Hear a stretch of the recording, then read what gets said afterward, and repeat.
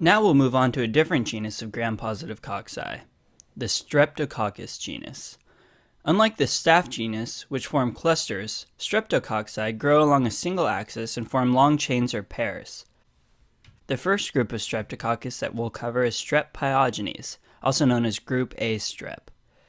So watch as we transform pyogenes into a scene we'll call the Pyogenes Bakery.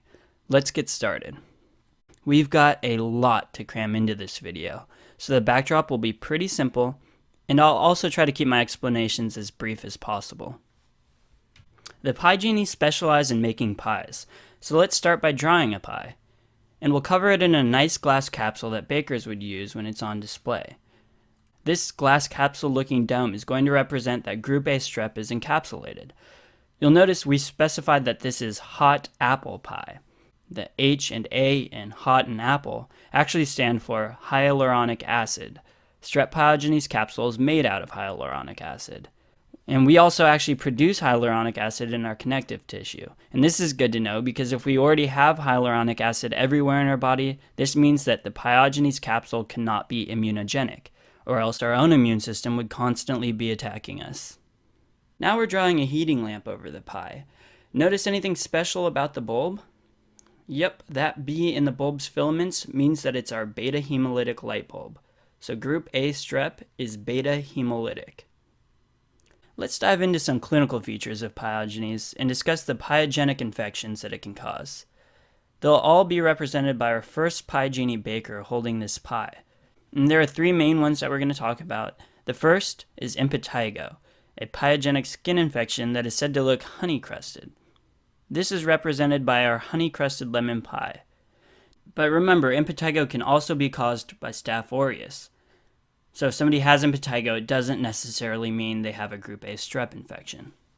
The second pyogenic infection we'll talk about is pharyngitis, or more commonly known as strep throat. We'll represent this by drawing on a red handkerchief. So when you see it, think of a really, really red, erythematous, and inflamed throat. Again, that's for pharyngitis.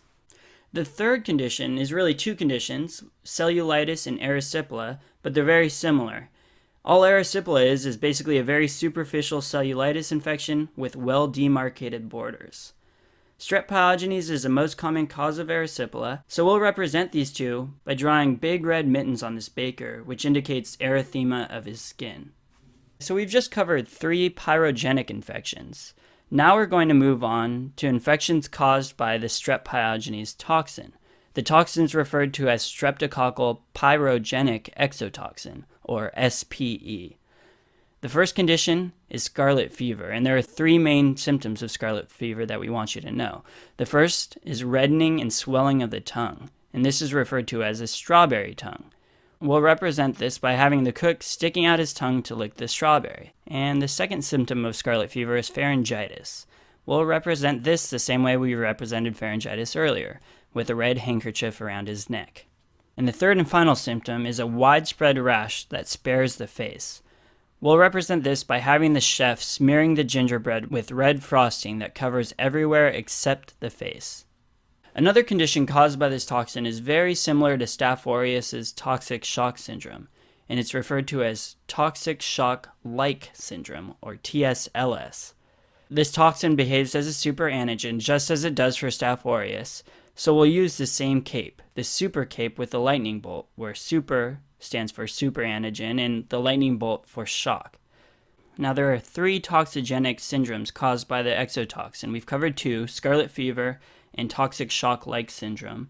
So the last one is a very scary one. It's been referred to in the press as the flesh-eating bacteria, and this is necrotizing fasciitis, which can be caused by the toxigenic strains of strep pyogenes. It invades the fascia underlying the skin and spreads very rapidly, so it's a true surgical emergency. We'll represent this by having a burnt gingerbread man with his leg falling off. The burn looks like necrotic tissue, and the leg is missing because it is sometimes necessary to amputate the affected region. So in a very organized manner, we've covered all of the toxigenic conditions caused by pyogenes in this corner with the gingerbread baker. Again, there are scarlet fever, toxic shock-like syndrome, and neck fash. And as I mentioned earlier, all of these are caused by strep pyrogenic exotoxin, or SPE. However, There are 3 separate types of SPEs, and those are A, B, and C, and I don't believe they're extremely high yield, but you may want to know them. SPE-A and SPE-C are superantigen toxins that cause scarlet fever and TSLS. The SPE-B is a protease that causes neck fash.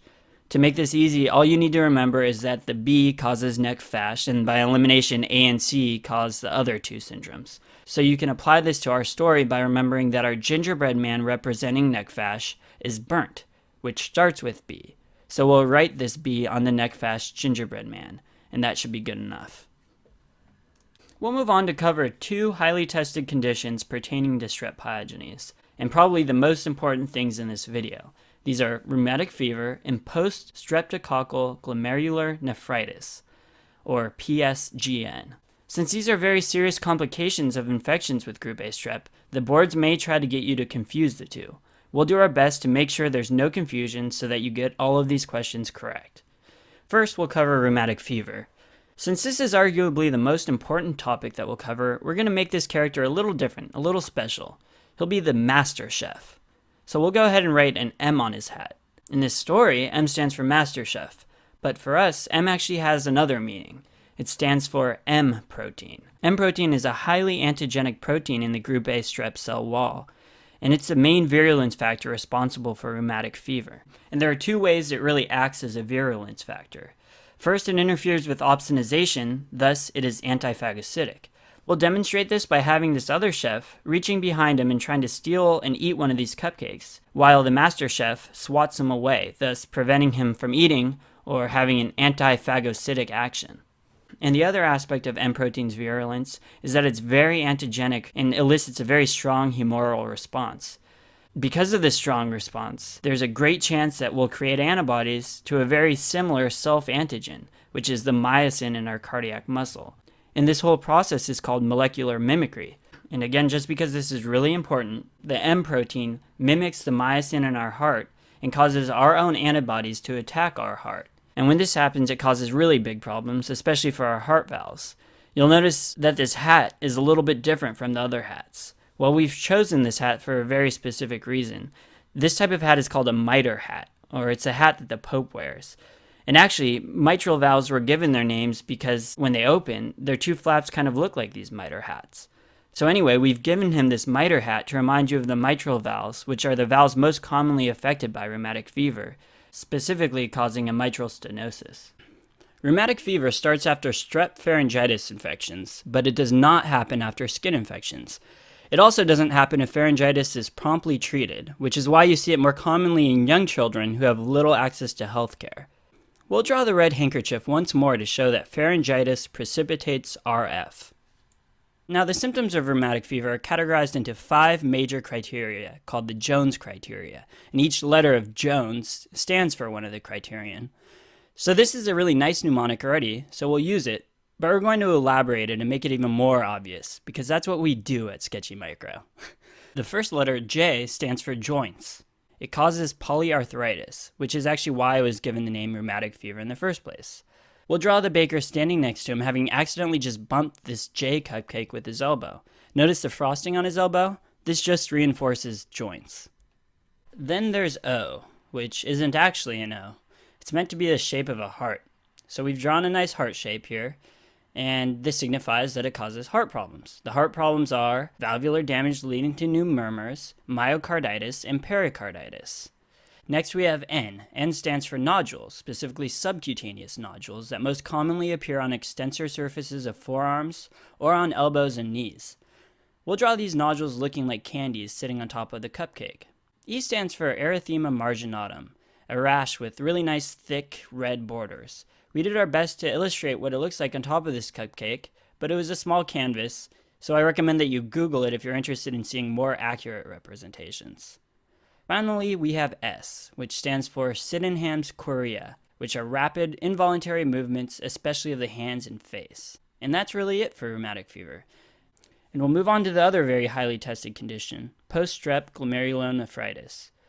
And I think this is very highly tested, mostly because it has a very strong tie-in to pathology.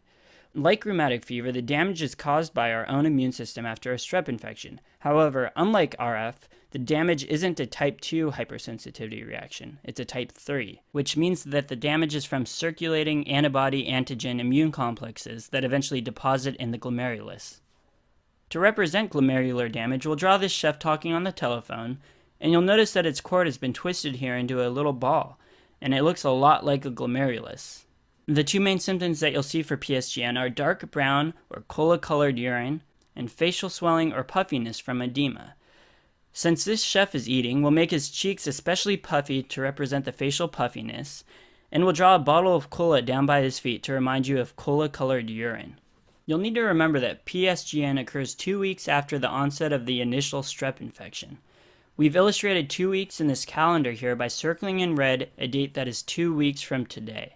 I'm going to cover two major differences between rheumatic fever and PSGN that are commonly tested by examiners and somewhat tricky, but I think we do a really good job of sorting that all out. The first is that RF only occurs after pharyngitis, whereas PSGN can occur after either pharyngitis or a superficial infection like impetigo. To show this, we of course have our pharyngitis handkerchiefs on both of these chefs, but we'll only have the honey-crusted crumbs of impetigo on the chef's face that represents PSGN. The second major point of confusion has to do with treatment and complication prevention. Early diagnosis and treatment of strep throat can prevent RF, but it will not prevent post-strep glomerular nephritis. The treatment for strep infections is penicillin, so we'll have our chef with post-strep glomerular nephritis holding a pencil, which represents penicillin. And the way I want you to think about this, so that there is no confusion, is to say to yourself, even though this chef has penicillin, the pencil, he still has symptoms of PSGN, denoted by the puffy face and cola-colored urine. That should keep things straight for you. We've still got 3 more virulence factors for strep that we want to cover. Sorry, I know this is a lot. It's kind of a marathon session. You can blame the microbiologists. It's their fault for discovering all of this info. But I'll try to be fast. We'll illustrate all 3 of them surrounding this beaker over here on the bottom right. First is streptolysin O, which is the virulence factor that allows group A strep to lyse red blood cells and be beta hemolytic. We'll represent streptolysin O with some O-shaped donuts that are jelly-filled and leaking as if they were just lysed. It's important to know this virulence factor because we generate antibodies to streptolysin O, called ASO antibodies, and I'll get back to those in a second. Next virulence factor is streptokinase. Kinase means simply to put a phosphate on something. So we have little muffins with phosphates attached to them. Streptokinase is important to know because it converts plasminogen to plasmin. Plasmin is fibrinolytic. So streptokinase is actually given as a medication to lyse clots during, say, MIs or ischemic strokes. Finally, we have our twists. These are twisted in double helixes like DNA. This is because they represent DNAases, or dornases, which depolymerize DNA, and really this is the least important one to know. In fact, I'm even starting to wonder if we just included it so that we could show off our creativity with baked goods. Okay, now on to something that's actually important to remember. This is a basset hound. He's going to teach us how we differentiate Group A strep from Group B strep. Group A strep is bacitracin sensitive, whereas Group B strep is bacitracin resistant. You see that our basset hound, or bacitracin hound, is able to get up on the counter and munch on our DNA twists? Well, this means that they're sensitive to the basset hound. So strep pyogenes is bacitracin sensitive. You'll see in our next video that Group B strep is bacitracin resistant. So I promise we only have one more thing left, and it'll be super quick. Let's draw this lady, and she's checking a box of donuts that she just purchased. Notice she's using similar tongs to this baker over here on the right. Well, these tongs are supposed to look like antibodies. She just purchased a box of our ASO donuts, and she's checking their amount, or their titers, with ASO antibodies.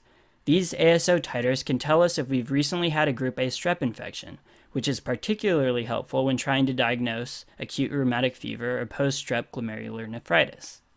Okay, now we're going to talk about the 10 different chemicals in the wall of strep pyogenes. I'm just kidding, we're done. On to the next one.